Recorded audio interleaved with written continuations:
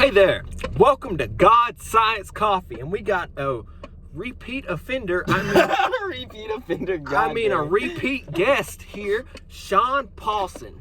This man has been to, I think he's been to rehab, I think he's been to prison, he's been to jail, all types of stuff. He got a kid now. He's all buff. He's all buff and stuff. But yeah. So where do we start with this? Where do you want to start, cuz? It's your story. The last time I was on God Science Coffee, I was in you just stole everything I told you.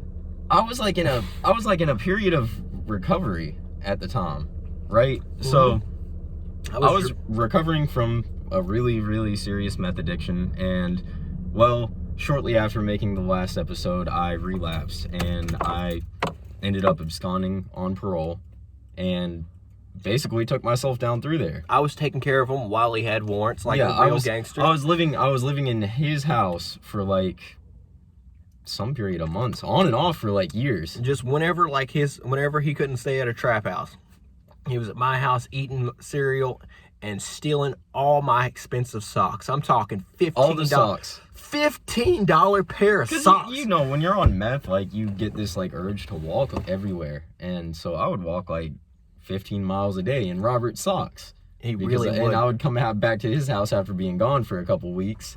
Dude, you remember I let you borrow a pair of gym shorts for 24 hours, and you brought them motherfuckers back, and you had a whole story. You done so much crime, and they were all tore up and just everything. It was one day, dude. Just one day. One day. 24 hours of hell. Okay, so after that, I got caught up because I was in the wrong situation, and I actually fell asleep in front of a Pentecost Lighthouse Church, right? Mm-hmm. And I ended up arrested that night and taken to Faulkner County Jail, which is where my warrant was out of, because that's where my probation was originally out of. And given this was the third time I had absconded, they decided to send me to RPF, or Regional Punishment Facility, which is like a toned down prison kind of. They nickname it Snitch Camp because the whole principle of the place is rehabilitation through community, which basically they make you hold others accountable for their actions by writing a ticket on them, or a booking ticket, basically. Well, after doing 3 months in Faulkner County and 7 months in RPF, I had done a total of 10 months, and I got out at a halfway house in Conway. I was sober for pretty much my entire stay there except for one lapse, and after a while I got involved with my son for the first time in his life. Had a paternity test, even though by looking at him I was like 99% sure that was mine. Yeah, his son looks just like looks him. Just like mine. Just like him. Like you me. Can't deny it. I'm the type of dude that denies the type of stuff off the bat, but man, that kid looks just like him. It was ridiculous. Yeah, so, but to get more to the point of the whole topic of this episode is the fact that God worked in my life through this like crazy circumstance that I had placed myself in with God's allowance. God had allowed me to put myself in such a bad situation that I gained personal growth from it. So before this, I struggled severely, and still do sometimes struggle, with depression. I struggled with lack of motivation and an inability to hold down a job. I struggled with a lot of things, running from my problems all the time. And after putting myself in this situation and being locked down for 10 months, I was able to start to learn something from that. I was able to learn about myself. I was able to find out that I had to confront my issues head on instead of running from them my whole life, because eventually they'll catch up to you, as I found out with absconding. He loved absconding. Yeah, I love to run. Talk about the relationship you had while you were at the halfway house, and then the girl you met after that relationship, and what happened. Okay, so crazy story, as King Von would say. No, that wasn't King Von, was it?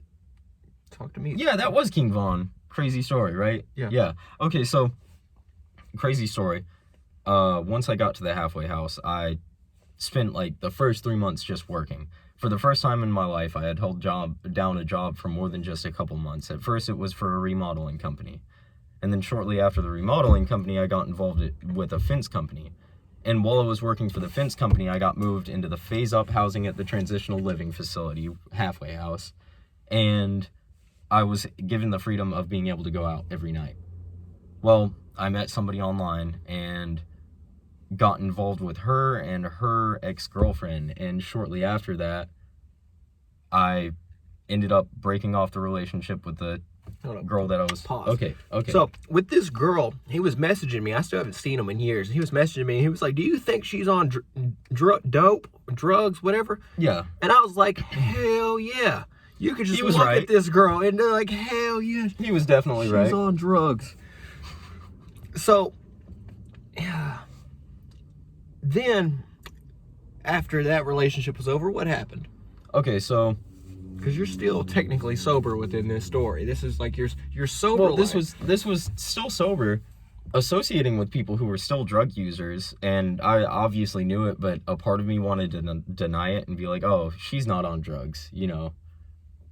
And I think it was during this time that I actually lapsed. Mm-hmm. I believe it was shortly after this that I actually lapsed. This was before Leanne's death, before my involvement with Leanne and her death. While I was still speaking to Misty, because I was already suspicious something was going on, and I was in this kind of F it mindset. I was starting to fall back into this old pattern of thought, which I still struggle with sometimes. But the woman I became involved with, being the ex of the woman that I was talking to, ended up dying in a motorcycle accident. Okay, so he never got to have intercourse with the girl Misty that he was dating for long periods of time, and he was paying all types of stuff for her. Yes, I was paying to care for her daughter, pretty much. And he never got any coochie out of that. But I didn't get even really any reciprocation of anything that I put into that relationship out of it. Getting used like a hound dog. Getting used, yeah. So then her best friend or whatever tells him that she is selling coochie, and so her best friend hooks up with him, and he finally gets some coochie after like 2 years. Yeah, and we start to hang out and get close and everything. And he actually caught feelings for this girl after my first romantic relationship in how long? 2 to 3 years. 3 years. It had been 3 years about. She ends up dying in a motorcycle accident, but she was also self-admittedly on dope at the time. Yeah, but at least she wasn't trying to hide it. Yeah, she wasn't. She was. That's one thing about us. We don't care what you do as long as you're just not a liar about everything. That's one thing. That's the one big thing about us. So, how shortly after did she die from you hooking up with her? Less than a week. 5 days so later. The first girl he had physical intercourse with and felt intimately committed with died a week later. Could you imagine the trauma that this guy had to go through? And he couldn't drink, he couldn't smoke. And there was nothing. That's yeah. actually when I lapsed really bad into drinking, was right after that. Yeah, and I bet you didn't even know that girl for very long, did you? No, not long at all. But because it was the first emotionally close relationship I had with anybody. Yeah, and you weren't just getting a parasite. Wasn't just leeching off of you for your attention and what you could provide. That's why I am so happy you found Vicky. Now, Vicky is, to an extent, she's a hard ass, but she knows, she's very responsible. She's responsible, and the reason she's a hard ass is because she actually cares. Yeah, and she doesn't want nothing bad to happen to you. And that is something that none of your other exes have really gave a damn about. All they wanted from you was either sex, money, or just you to clean the house like a pretty little maid. So no woman has really ever treated you right. Before Vicky, I'm so honest, I have hated all of your ex-girlfriends. Carla was a high school sweetheart. Yeah, Carla was the high school sweetheart. I can't hate that girl. I can't have nothing against that, because that first love always means something to you, because that's the most innocent relationship you can have, is that high school sweetheart. Like, hell, you know me, I'm still low-key in love with my high school sweetheart, but she's married now, and I missed my opportunity. You have to grow past that, though. Yeah. And that's hard. It's hard. When you're freaking 16, 17 years old and you don't know what you're doing with your life, it's hard when you, develop this relationship with somebody over years, and then all of a sudden, everything changes. Because you're still growing. You're still experiencing personal growth, and you're still experiencing changes in your life.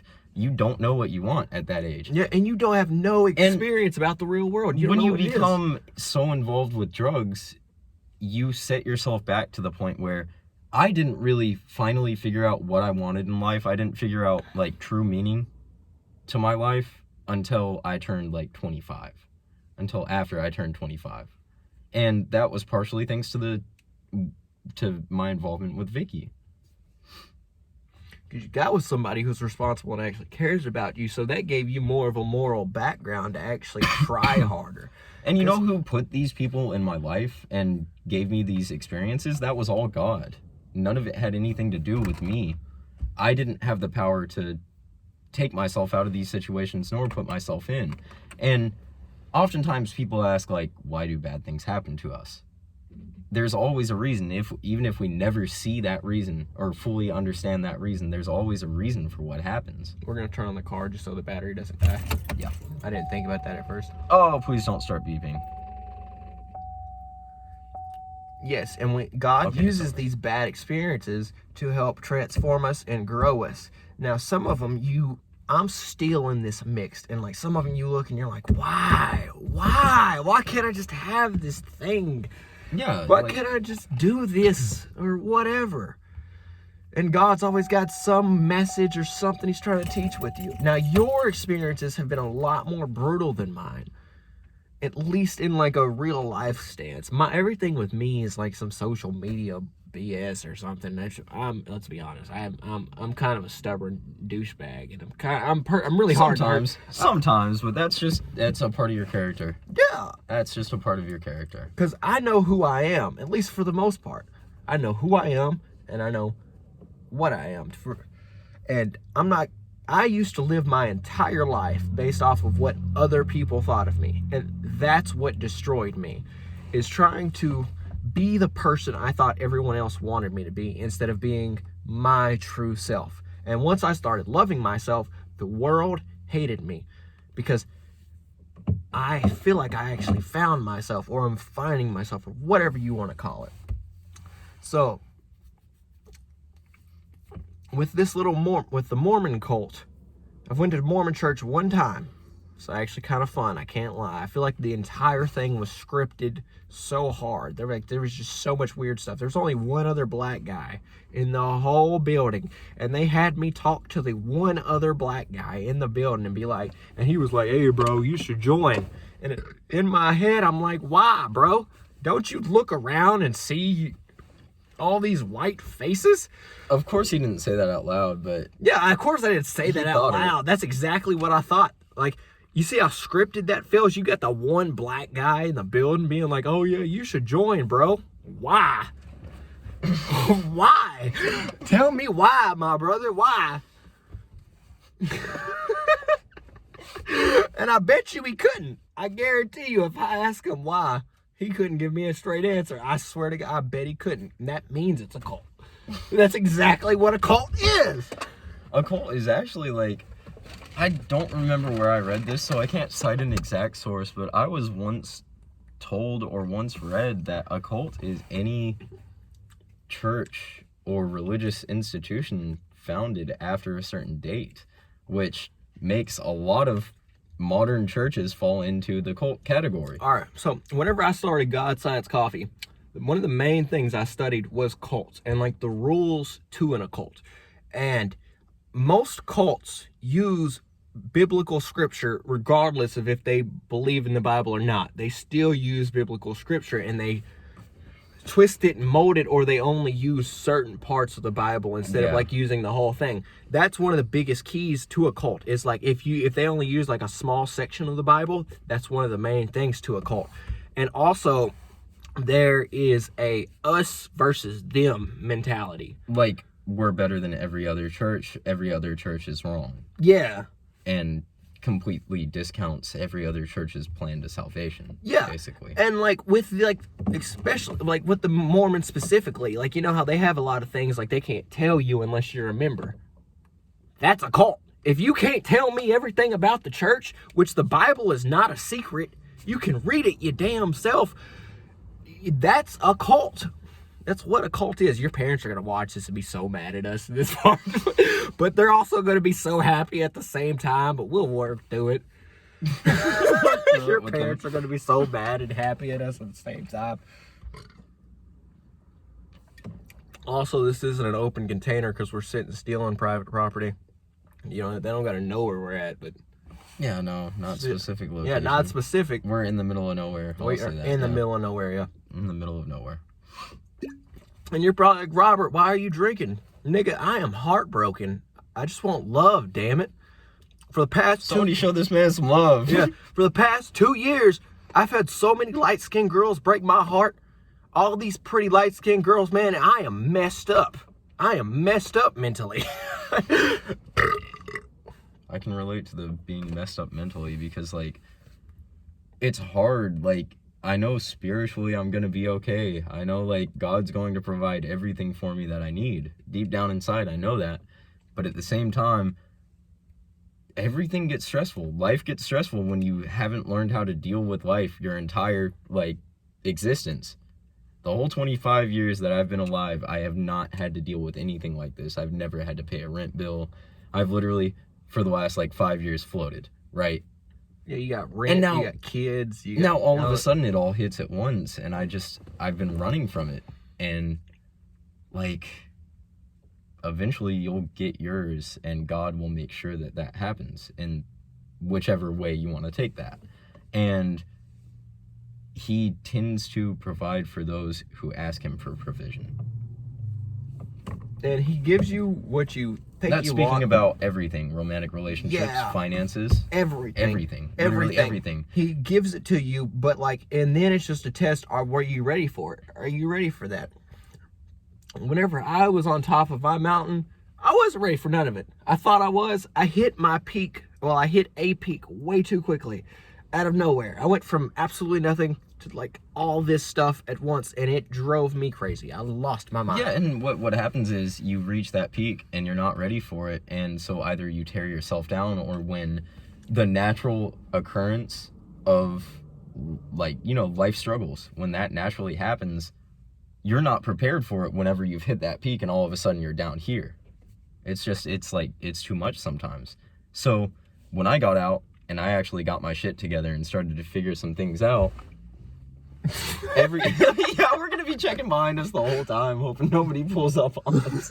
Okay, so like, everything seemed grand. I lived on my own with Vicky for like almost 2 months, and everything seemed freaking amazing. Like, it was perfect. Even stressing over finances wasn't that big of a deal.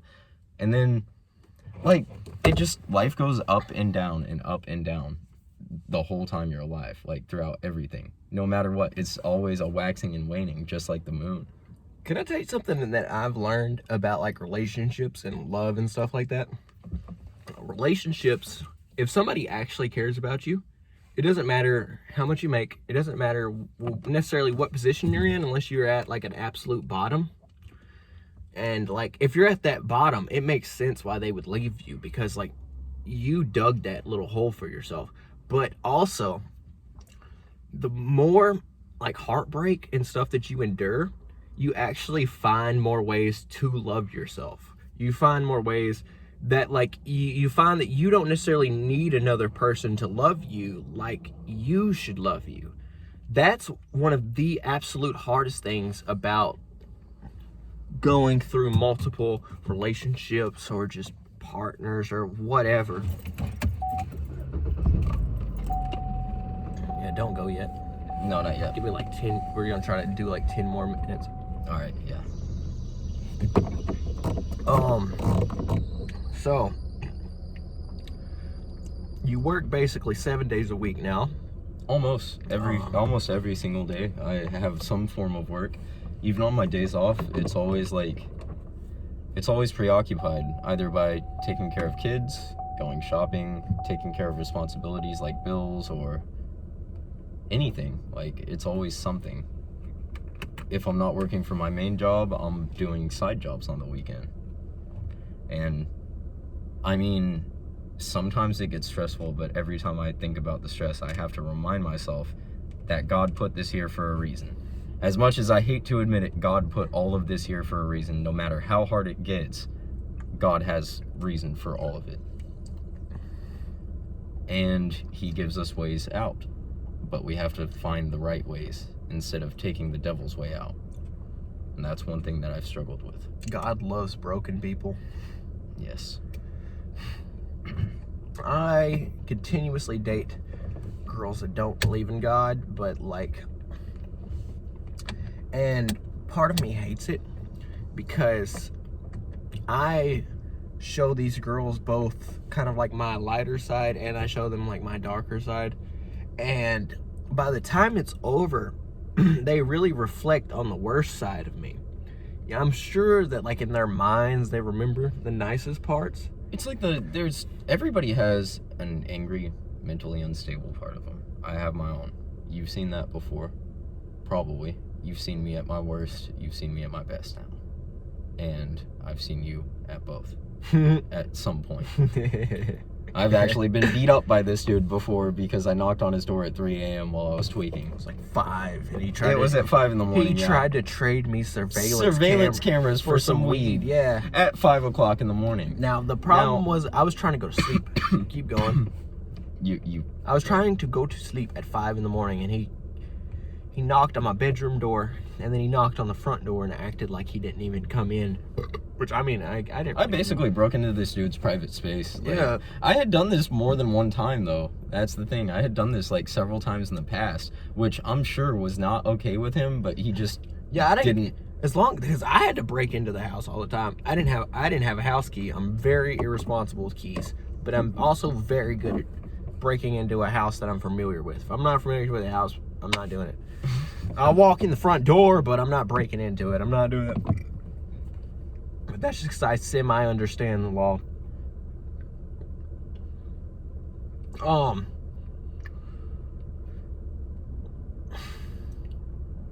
What did you think about me and the little redheaded girl's relationship? Which one? How many redheads do you think I've dated? I didn't say the name because that makes it a little too private. What did your outside... Big H? Just don't get too specific. Okay. Well, what did you think about it? I thought of it You can be as honest as possible. Honestly, I thought of it as toxic. Oh, yeah, it was extremely toxic. Extremely. Because what we would do is our relationship was purely based off of sex. Like, it was a purely sexual relationship. So what we would do is whenever our sexual life would get boring, we would make each other hate the other one.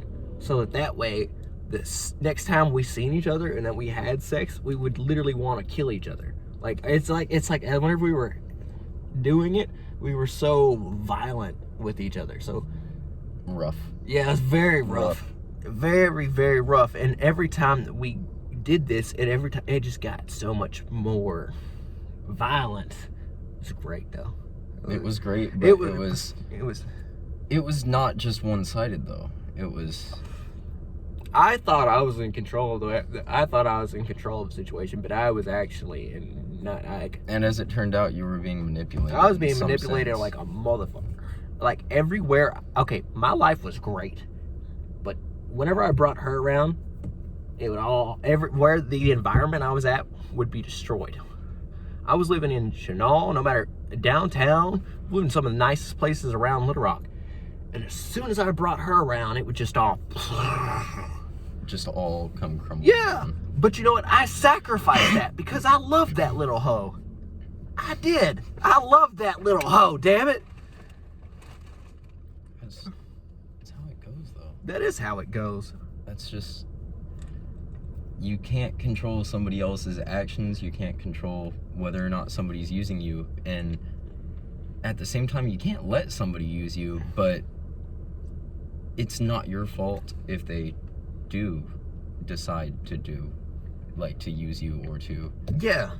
It's not on you. That's what love is. That's the thing. Love is overlooking those little It's not things. on you. It's not your mistake for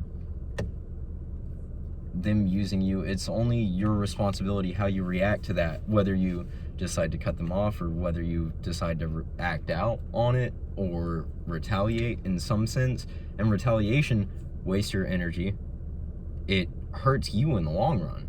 That's the thing. Like, I've been there. And I've been there. I've hurt somebody that I loved because they hurt me, and it was just this endless vicious cycle. yeah, you think hurting the person that you love is going to make you feel good, but honestly, you're tearing yourself down. And you make yourself look stupid because you chose that person. And think about it in a bigger perspective, the fact that that's not what God would have you do by any means. That didn't just happen. Yeah, you're damn right it didn't. It just happened. You're damn right it didn't happen.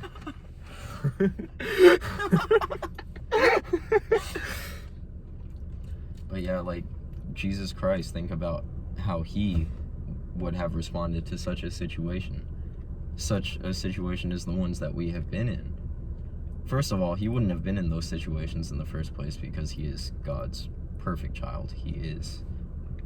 But had he been placed in the shoes that we wear, which he has, by his atonement on the cross.